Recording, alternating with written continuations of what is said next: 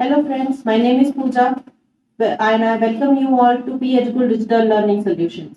We are learning principles of management. इससे पहले के लेक्चर्स में हमने पढ़ा था प्रिंसिपल्स ऑफ मैनेजमेंट का मीनिंग क्या है, उसका इंट्रोडक्शन क्या है, उसके एग्जांपल्स क्या है, उसके डेफिनेशंस क्या है, उसका नेचर क्या है और उसका इम्पोर्टेंस क्या है. इस पर्टिकुलर लेक्चर में हम लोग इस चैप्टर का सबसे इम्पोर्टेंट पार्ट देखेंगे जिसका नाम है Henry Fayol 14 principles of management. Let's see who is Henry Fourier or why are these 14 principles of management important for all. Henry Fourier's administrative theory of management. Who was Henry Fourier? Henry Fourier was a French mining engineer who turned a leading industrialist and a successful manager. So he was a normal engineer जिसने when he was on the job he used to think a lot कि हम लोग जो भी काम करते हैं या यहाँ पे जो एम्प्लॉइज है वो जो भी काम करते हैं इसको कुछ एक प्रिंसिपल होगा. Everybody is working on certain principles. He documented all those principles in his book which is called General and Industrial Administration. All these principles that he has documented are basically 14 principles. These are 14 principles which have been, अगर आप देखेंगे उनका birth date is 1925. So he was born in 1841 and he passed away in 1925. So this is like a century back. He has written this book, and even today all these principles are still valid. So due to his contribution in development of managerial thought, he is called father of modern management. So he was the first person to actually bring this thought of saying that principles of management को हम लोग document करते हैं. हम लोग सिर्फ बोलते रहते थे आज तक कि नहीं ऐसा कुछ होता है कि हम लोग सब लोग एक तरह से बात करते हैं. लाइक फॉर एग्जाम्पल सब सारे पेरेंट्स कहते हैं कि सबने किसी ने झूठ नहीं बोलना चाहिए, बच्चों ने झूठ नहीं बोलना चाहिए. बट देयर आर सर्टेन कोई संत महात्मा जाके अगर उसको लिखते हैं, उसको डॉक्यूमेंट करते हैं, या फिर कृष्ण ने गीता सार लिखा है तो उसको डॉक्यूमेंट किया गया, right. So that documented thing becomes then important, then that there is some reference point. So that reference point is basically provided by Henry Fourier, and that is the reason he is called father of modern management. Fourier suggested the 14 principles of management to serve as a guideline for decision making and management action. So basically when people now say that आपको कोई guideline follow करनी है, so now they do not have to think about anything. They can just blindly follow these 14 principles and they do not have to think about anything else. Just ये 14 principles भी अगर follow कर लेंगे तो एक basic guideline आपको मिल जाएगी कि क्या करना है कंपनी को आगे चलाने के लिए. Let's see what are these basic principles. फिर हम लोग आगे जाके सारे principles एक एक करके देख लेंगे. The first principle is division of work. The second principle is authority and responsibility. The third principle is discipline. The fourth principle is unity of command. The fifth principle is unity of direction. The sixth principle is subordination of individual interest to general interest. Seventh is remuneration of personnel. Eighth is degree of centralization. Ninth is scalar chain. 10th is order. 11th is equity. 12th is stability of tenure of personnel. 13 is initiative and 14 is esprit de corps. ये सारे 14 principles है. हम लोग इसको इस lecture में हम लोग साथ देखेंगे और नेक्स्ट लेक्चर में हम लोग we will look at the remaining 7 principles. So all these 14 principles are very important and you really have to learn all of them because हम लोग एक भी किसी प्रिंसिपल को छोड़ नहीं सकते. So let's see one by one. Let's see what is principle of division of work. So according to this principle, the work is divided into kinds such as technical, financial, commercial, security, operations, accounting and managerial. हम लोग अगर इसका एक basic example देखते हैं कि घर में हमारे एक there is a very defined job thing done, right. पहले के जमाने में तो बहुत ज्यादा होता था कि बाहर जाके डैडी कमा के लेके आएंगे, घर में मम्मी काम करेगी और खाना बनाएगी.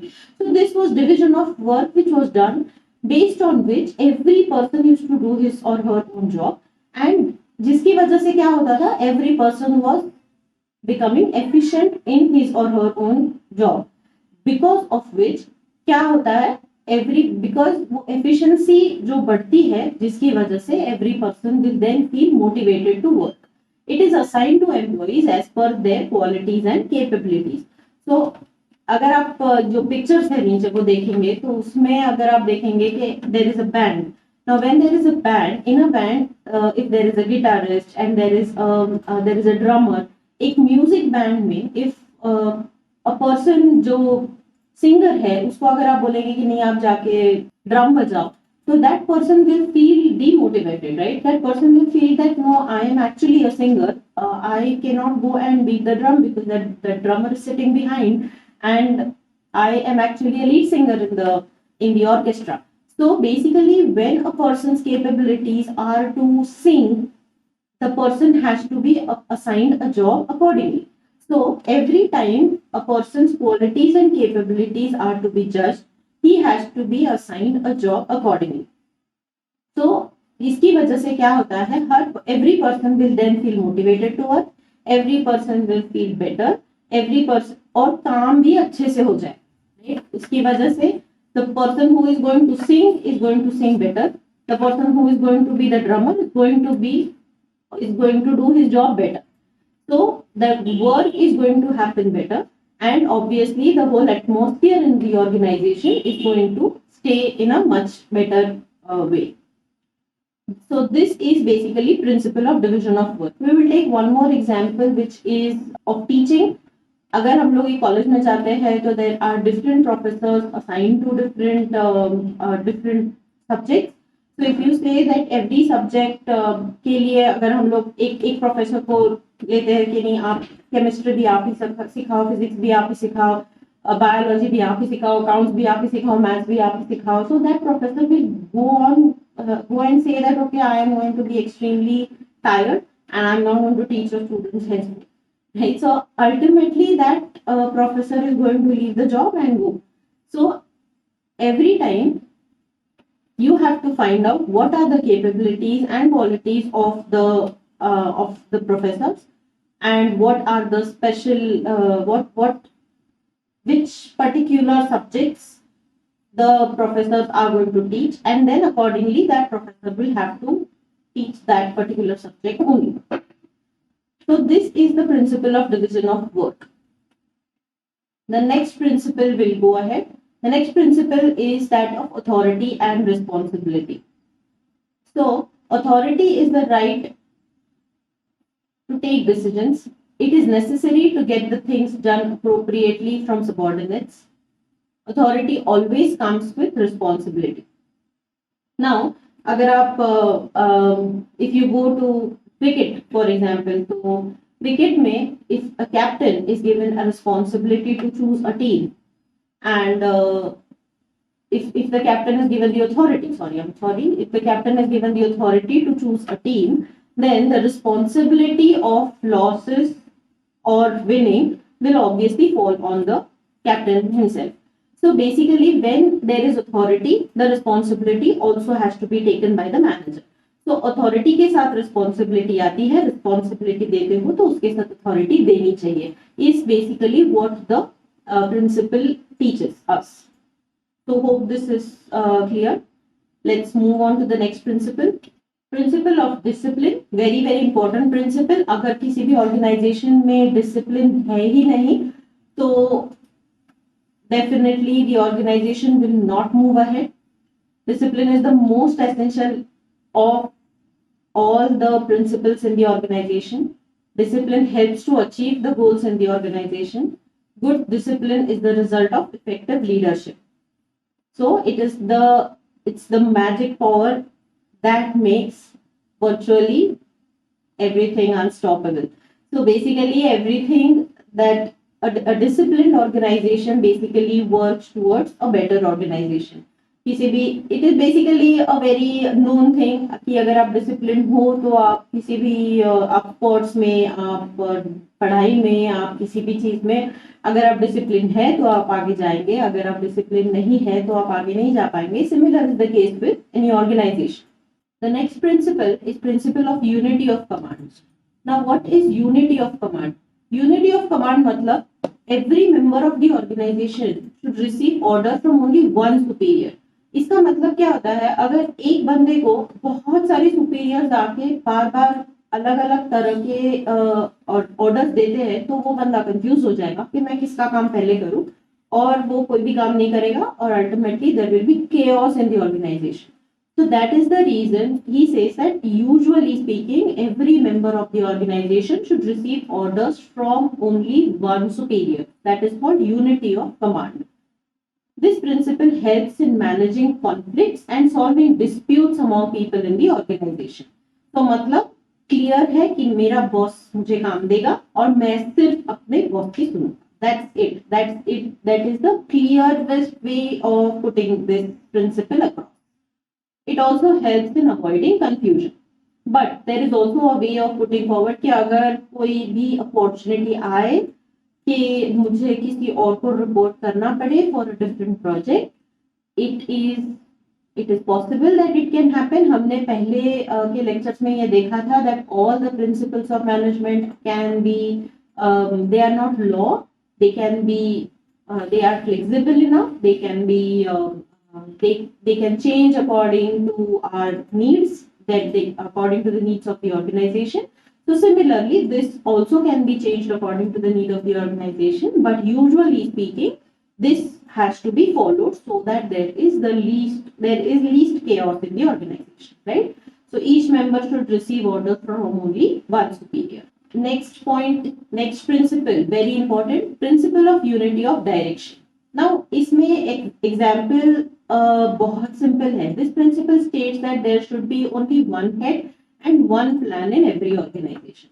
Now इसका हम लोग एक example लेते हैं that for example अगर आर्मी है, आर्मी के बटालियंस होते हैं, राइट? तो आर्मी के बटालियंस को if there is no head and there is no clear cut plan, if one army head believes that they should attack, for example, the line of control, they should attack Pakistan, for example, and other battalion believes that they should stay put and they should not do anything, then there is no plan, there is no single line of action. What will happen? There will be complete chaos and there will be no help, right? So there will be only one group which is actually doing something and the other group is actually not doing anything.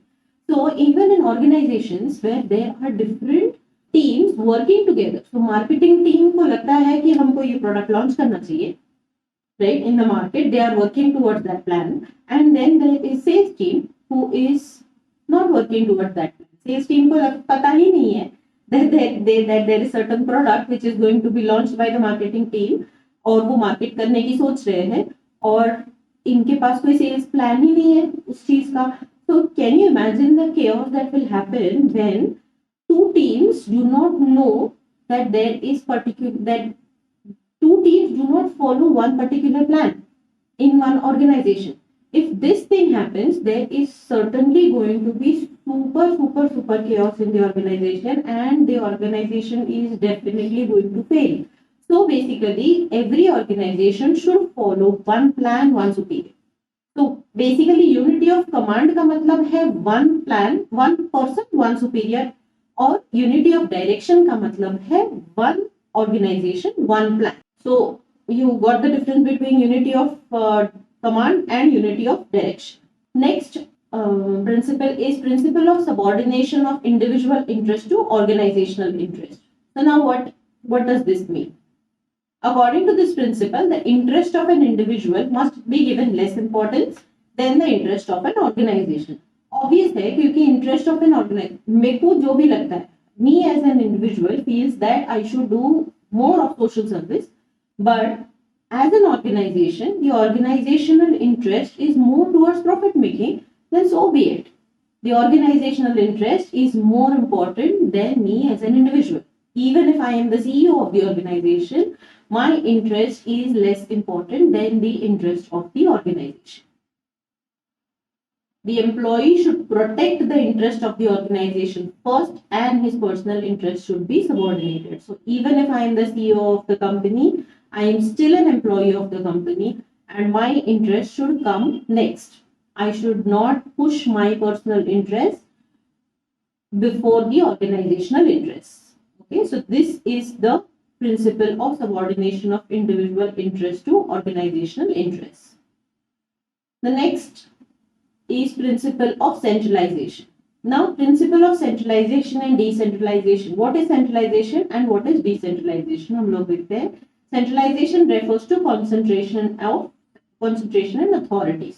In some organization, this power is vested in one or few hands. तो जैसे छोटे organizations होते हैं which are managed by one person or two brothers or husband wife or two friends.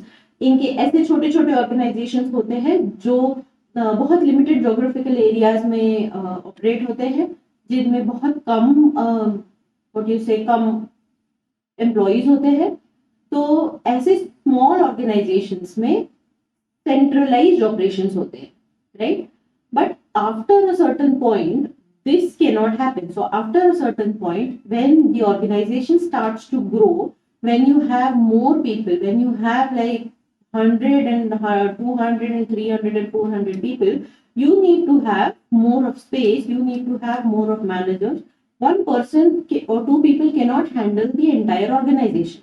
So, and especially when your organization is geographically spread. अगर तुम्हारा एक branch north में है, एक ब्रांच साउथ में है, एक ब्रांच ईस्ट में है, वेस्ट में है, you can not handle all the offices by yourself. तो in that case you need to decentralize. तो हर जगह पे एक मैनेजर होगा, हर जगह पे एक फैक्ट्री मैनेजर होगा, हर जगह पे एक एचआर मैनेजर होगा, हर जगह पे एक अकाउंट मैनेजर होगा. तो everywhere there is going to be a team of managers who are going to take decisions for those areas, and then they are collectively going to then maybe report to the head office. This is called decentralization. So there is centralization where there is only one office and the whole office actually reports to only some people in the office. Then there is decentralization where there are different offices and there are different heads and managers at those offices taking decisions for their respective areas and then reporting to the head or the CEO of the company. This has to be done according to organization's nature of activity, etc. So these were the first 7 principles of management. We are going to look at these 7 principles of management, and in this lecture we will take care of this next 7 principles of management in the next lecture. Till then, take care. Thank you so much.